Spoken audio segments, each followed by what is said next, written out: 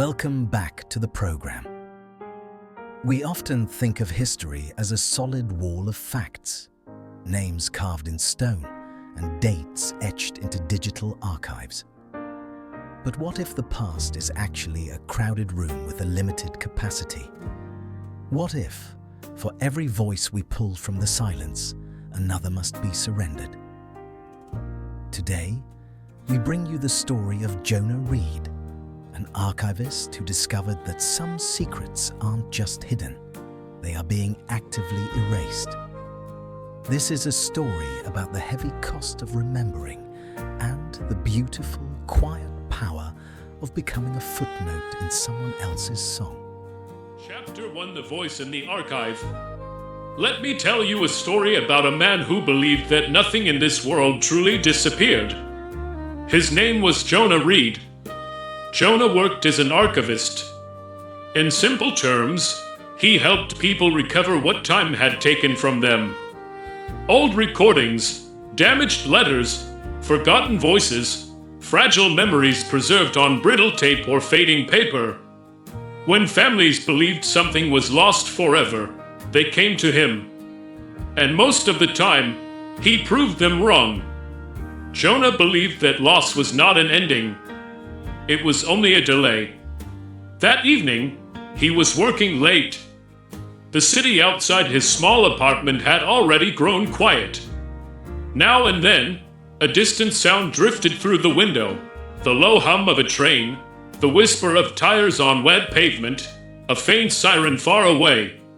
Inside, only a single lamp lit his desk, casting a warm circle of light over stacks of folders, old drives, and carefully labeled boxes. His coffee had gone cold hours earlier.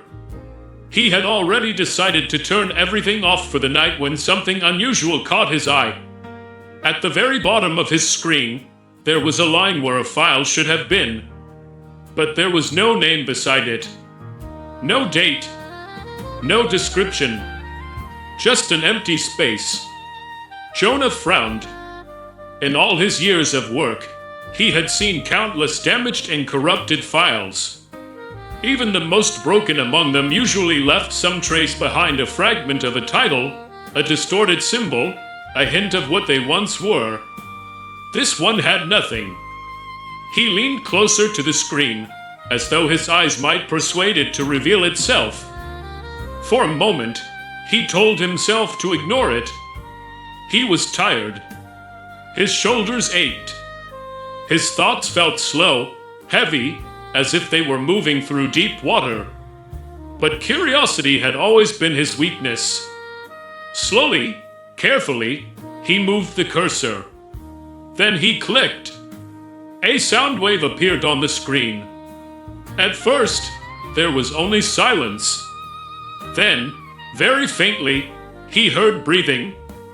Not static, not interference. Breathing. Uneven, fragile, unmistakably human. Jonah froze. He turned up the volume. The sound grew clearer. And then, a voice spoke. "I know you can hear this." A strange tightness formed in Jonah's chest. The voice was not young and not old. It carried no accent he could easily place.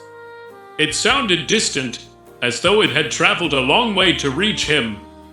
"If you have found this," the voice continued, "then I have already been erased." Jonah whispered into the quiet room, "That isn't possible." There was a pause. Then the voice replied, gently, almost sadly, "That is exactly how it happens." Jonah leaned forward, his hands resting on the edge of the desk. "I was a musician," the voice said, "or I was meant to be. But my name was removed. Not stolen. Removed." Jonah swallowed. "Who are you?" he asked. The silence that followed was not empty. It was searching. "I don't know," the voice said at last. "Not anymore." The sound wave trembled, as though it were struggling to remain. "If you are hearing this, The voice went on, "Then I am nearly gone." Jonah's heart began to beat faster. "Wait," he said softly. But the file was already fading. Before it vanished completely, the voice spoke one final sentence. "Find me before I disappear." The screen became empty. Not dark. Not broken. Simply empty. Jonah remained seated long after the room had gone quiet again. He listened to the low hum of his refrigerator, to the distant breathing of the sleeping city beyond his window. All his life, he had believed that nothing truly disappeared. But that night, for the first time, he wondered if he had been wrong. Chapter 2: The first thing he forgot. Jonah did not sleep that night. He remained at his desk, refreshing the screen again and again, as though repetition might summon the vanished file back into existence. But nothing returned. There was no trace, no shadow, no sign that it had ever been there at all. By morning, his eyes burned, and his thoughts felt slow and heavy. He told himself he had imagined it. Fatigue, he knew, could be cruel. It could make people hear words where there were none, see shapes and shadows, believe in voices that never truly existed. To calm himself, Jonah opened his personal journal, a simple document he kept disconnected from any network. He typed carefully. "Last night, I heard a voice in an unnamed file. It said it had been erased."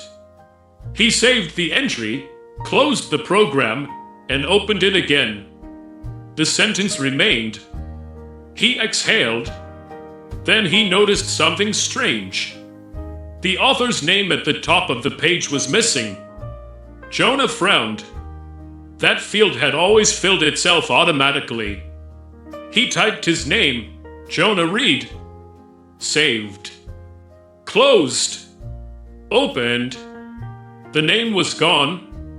A faint unease stirred inside him. This must be a mistake, he told himself. A harmless error. Still, his hands felt cold. He opened his professional profile. His photograph appeared as usual. His credentials. His work history.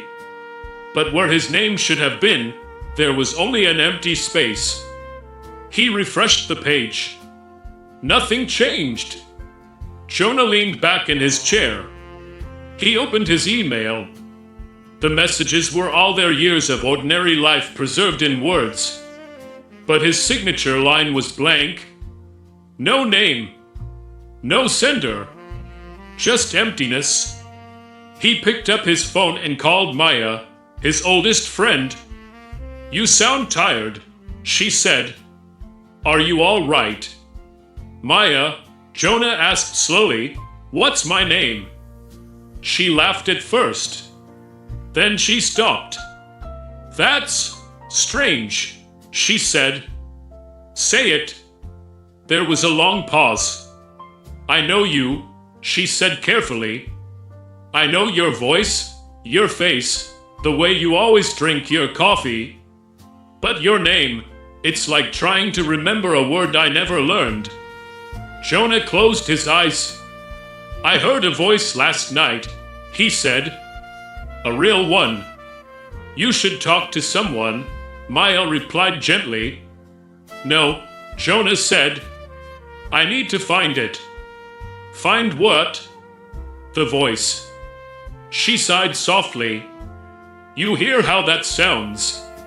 "Yes," he said. And he ended the call.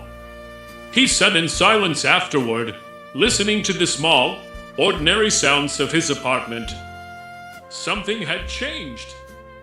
Not loudly, not suddenly, but gently, like a word being rubbed out of a sentence. Chapter 3: The Man in the Static.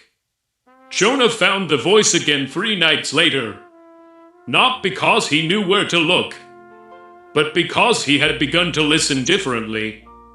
He started playing old, broken recordings he would normally have discarded. fragments filled with noise, damaged reels no one had touched in decades. He listened. Most of them were empty.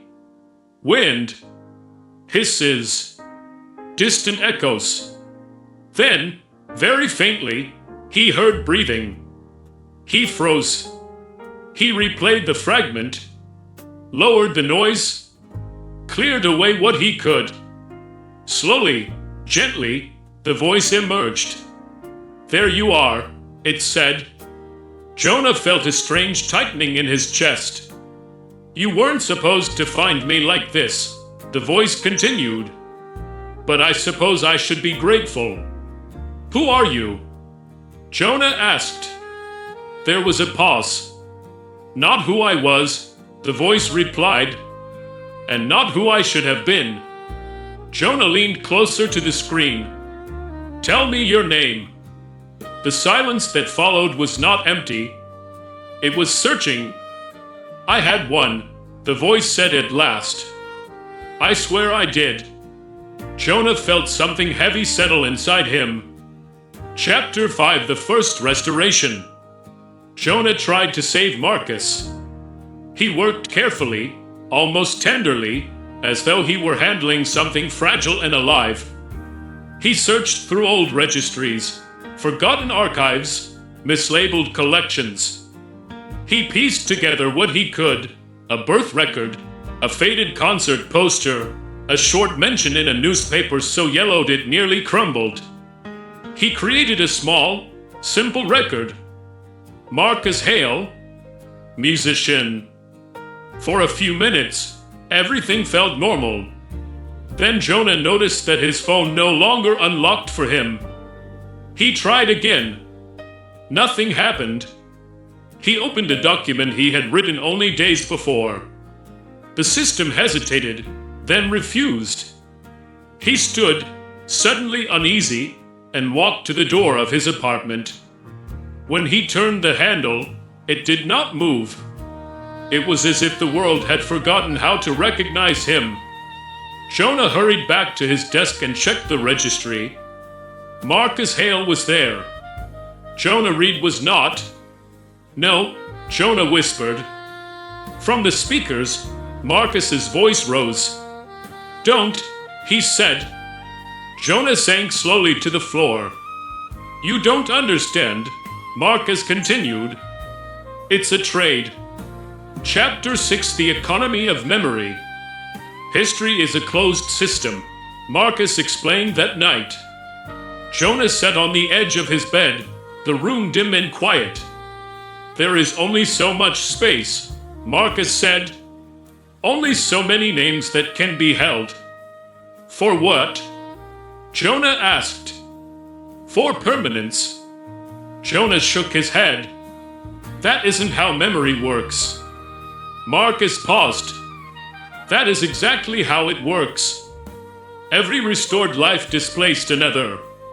Not cruelly, not intentionally, simply, inevitably. The ones with the fewest witnesses, the least resistance, the faintest echoes. "How many?" Jonah asked. Marcus did not answer immediately. "Thousands." Jonah pressed his palms to his eyes. "This isn't magic," he said. "It's a mechanism." "Yes," Marcus replied. "And that makes it worse." Chapter 7: Those Who Almost Were. Jonah began to dream of strangers. Faces he did not recognize. Voices that felt important, though he could not explain why. When he woke, he remembered them. Then, slowly, they slipped away.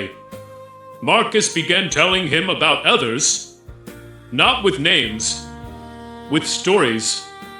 A woman whose lullabies were sung for generations, though no one remembered who had written them. A dock worker whose speeches had been repeated by powerful men. A boy who wrote poems in the margins of newspapers, only to hear his words spoken decades later by strangers. "They are not ghosts," Jonah said one night. Marcus's voice was gentle. Ghosts are remembered. Chapter 8: The Fading. People began to look through Jonah. Shopkeepers passed over him. Strangers brushed past him without apology. Cameras blurred his face. When he stood before mirrors, his reflection lagged. Sometimes it did not appear at all. "You should stop," Marcus said. Jonah shook his head.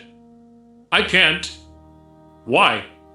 "Because I can hear them," Jonah replied. "And once you hear someone, they are not nothing anymore." Chapter 9: The Archivist Without a Name. Jonah tried to return to work. The building did not recognize him.